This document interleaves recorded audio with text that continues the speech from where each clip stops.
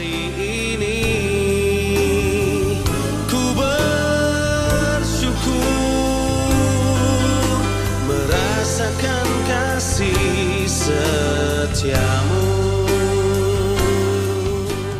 Shalom saudara, selamat pagi. Kita ketemu kembali pagi ini dalam Morning Devotion. Selamat pagi saudara-saudara, apa kabar? Pagi hari ini kita akan membaca firman Tuhan dari Matius pasal yang kelima ayat 33 sampai 37. Demikian firman Tuhan. Kamu telah mendengar pula yang difirmankan kepada nenek moyang kita, jangan bersumpah palsu, melainkan peganglah sumpahmu di depan Tuhan. Tetapi aku berkata kepadamu, janganlah sekali-kali bersumpah baik demi langit, karena langit adalah takhta Allah. Maupun demi bumi, karena bumi adalah tumpuan kakinya. Ataupun demi Yerusalem, karena Yerusalem adalah kota raja besar. Janganlah juga engkau bersumpah demi kepalamu, karena engkau tidak berkuasa memutihkan atau menghitamkan sehelai rambut pun. Jika ya, hendaklah kamu katakan ya. Jika tidak, hendaklah kamu katakan tidak. Apa yang lebih daripada itu berasal dari si jahat. Saudaraku, dalam pembacaan kita pada pagi hari ini, kita dapat melihat bagaimana Matius masih saja menunjukkan bagaimana Tuhan Yesus menyatakan kebenaran hidup yang sejati, yang menggenapi hukum Taurat yang dibawanya untuk memperbaiki pengajaran para rabi-rabi Yahudi dan pengajar-pengajar hukum Taurat pada saat itu. Bagian ini tentu saja berhubungan dengan hukum ketiga dari hukum Taurat Musa, yaitu dalam Keluaran 20 ayat yang ke-7 saudara, dan Keluaran 20 ayat yang ke-16 yang berkata bahwa jangan menyebut nama Tuhan Allahmu dengan sembarangan, sebab Tuhan akan memandang bersalah orang yang menyebut namanya dengan sembarangan. Dan ayat yang ke-16 mengatakan bahwa jangan mengucapkan saksi dusta tentang sesamamu. Di sini saudara, Tuhan Yesus menyatakan bahwa di dalam kerajaan Allah, sumpah tidaklah lebih penting daripada kehidupan yang benar. Karena bersumpah di sini bukanlah tentang seseorang pejabat yang sedang melakukan sumpah jabatan untuk menjalankan jabatan dan kewenangannya sesuai dengan undang-undang yang berlaku, tapi bersumpah di sini tentunya berhubungan dengan seseorang yang berusaha untuk membuktikan bahwa perkataannya itu perkataan yang benar. Nah, kata bersumpah di sini sebenarnya memang ditulis di Alkitab bahwa orang harus melakukan sumpahnya. Orang harus menjalankan apa yang dikatakannya. Tapi rupanya para rabi-rabi Farisi, ahli Taurat dan orang-orang Yahudi ini, mereka berusaha untuk mengalihkan perhatian orang dengan mengajarkan pengajaran-pengajaran yang seolah-olah dapat membuat orang bersumpah saja.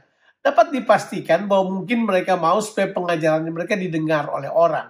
Jadi mereka berkata seperti ini, misalnya, janganlah kamu mengucapkan nama Tuhan dengan sia-sia, misalnya. Jadi mereka berkata, oh kalau begitu boleh bersumpah, asal jangan menggunakan nama Tuhan misalnya. Makanya mereka berusaha untuk bersumpah menggunakan sesuatu yang dekat dengan Tuhan. Misalnya bersumpah demi langit, ya kan? Bersumpah demi bumi, atau mungkin bersumpah demi Yerusalem. Makanya Yesus katakan semua itu, jangan bersumpah dengan itu semuanya. Kamu bersumpah tentang itu semuanya sama juga. Semuanya itu adalah milik Allah. Jadi kamu tetap bersumpah untuk Tuhan juga. Kira-kira seperti itu Yesus mengatakan. Tapi mereka berupaya menggunakan sumpah-sumpah itu untuk menguatkan perkataan mereka. Sebab mereka mau perkataan mereka dapat dipercaya. Disinilah Yesus mau mengatakan bahwa hidup benar lebih penting daripada bersumpah untuk sesuatu. Sebab orang lebih mempercayai hidup yang benar daripada cuma perkataan yang disertai oleh sumpah. Ya, di sini juga kita tentunya harus mengerti kekuatan dari perkataan yang benar, saudara. Prinsipnya adalah seperti Tuhan dengan perkataannya, demikianlah juga manusia dengan perkataannya. Jadi kita tahu bahwa Tuhan dipercayai karena perkataannya. Itu disebabkan karena perkataan Tuhan dan hidupnya adalah satu.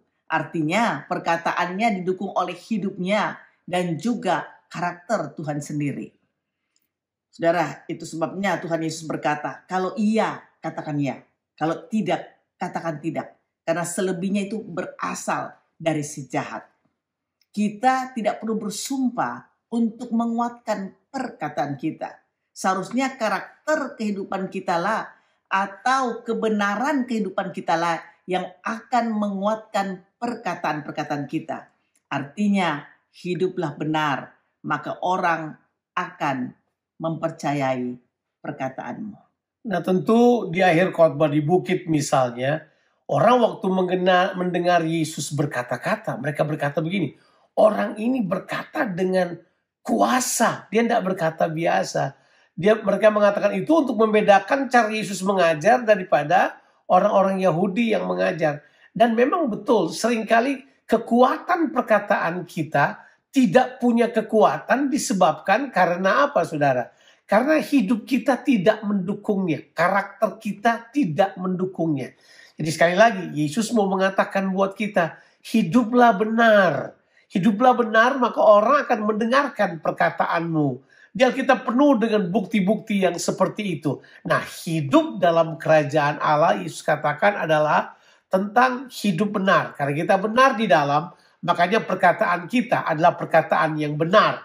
Jadi kita tidak perlu bersumpah untuk sesuatu yang kita katakan. Kita katakan ya dan tidak. Itu saja. Selebihnya adalah berasal dari si jahat. Artinya kita mulai menambahnya, mulai menggunakan banyak lekak-lekuk perkataan untuk membuat semuanya kelihatan baik.